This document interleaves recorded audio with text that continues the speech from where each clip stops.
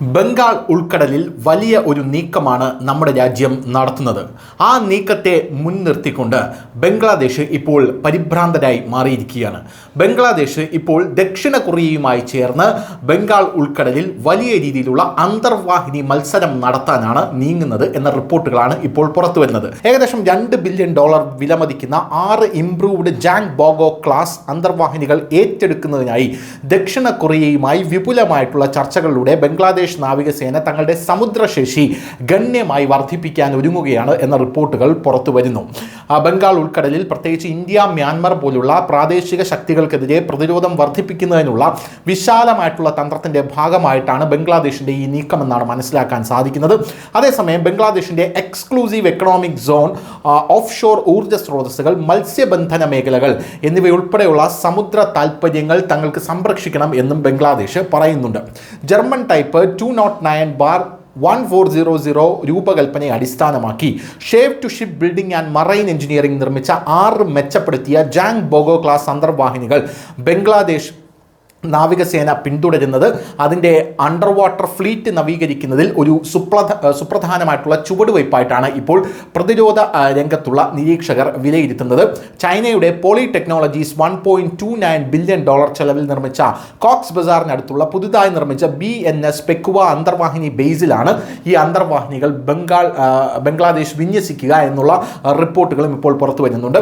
ബംഗാൾ ഉൾക്കടലിൽ പ്രത്യേകിച്ച് അയൽ രാജ്യങ്ങളിൽ നിന്നുള്ള വർദ്ധിച്ചു വരുന്ന അന്തർവാഹിനി പ്രവർത്തനങ്ങൾക്ക് മറുപടിയായി നിരന്തരമായിട്ടുള്ള നിരീക്ഷണം, പ്രതിരോധം, പ്രവർത്തന വഴക്കം എന്നിവ ഉറപ്പാക്കുന്നതിനുള്ള ബംഗ്ലാദേശിന്റെ സമുദ്ര തന്ത്രമായിട്ടാണ് ഈ നടപടിയെ അവർ തന്നെ വിലയിരുത്തുന്നത്. എന്തായാലും ഇന്ത്യയുമായി മത്സരിക്കാനാണ് ബംഗ്ലാദേശ് ദക്ഷിണ കൊറിയയുമായി കൈകോർക്കുന്നത് എന്നുള്ള കാര്യത്തിൽ തർക്കമില്ല.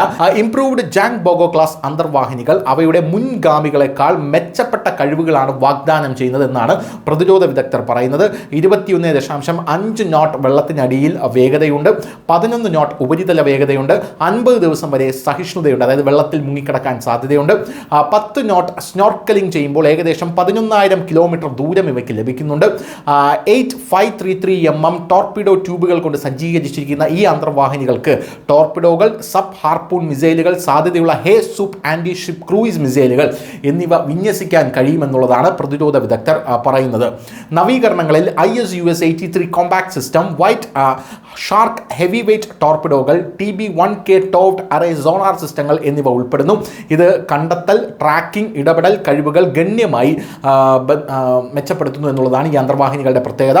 6 അന്തർവാഹിനികൾ ഏറ്റെടുക്കുന്നതിന് ഇപ്പോൾ ദക്ഷിണ കൊറിയ ബംഗ്ലാദേശും കരാറിൽ ഏർപ്പെടാൻ പോകുന്ന റിപ്പോർട്ട് വരുന്നു. ഇത് പെട്രോളിങ്ങിന് വളരെയധികം നല്ലതാണ് എന്നാണ് ബംഗ്ലാദേശ് പറയുന്നത്. പോരാത്തതിന് രഹസ്യാന്വേഷണ ശേഖരണത്തിനും പ്രതിരോധത്തിനുമായി തുടർച്ചയായിട്ടുള്ള അണ്ടർ വാട്ടർ പ്രസൻസ് ഈ അന്തർവാഹിനികൾ വഹിക്കുമെന്നാണ് ബംഗ്ലാദേശ് ഇപ്പോൾ കരുതുന്നത്.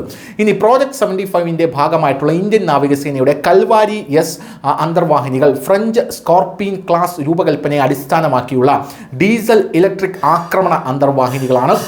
Mazagon Dock Shipbuilders Limited Naval ഗ്രൂപ്പുമായി സഹകരിച്ച് ഇന്ത്യ നിർമ്മിച്ചതാണിത്. 6 അന്തർവാഹിനികൾ INS കൽവാരി, ഖണ്ഡേരി, കരഞ്ച്, വേല, വാഗിർ, വാക്ഷീർ കമ്മീഷൻ ചെയ്തിട്ടുണ്ട്. അവസാനത്തേത് 2025 ജനുവരിയിൽ ഉൾപ്പെടുത്തിയിട്ടുണ്ട്.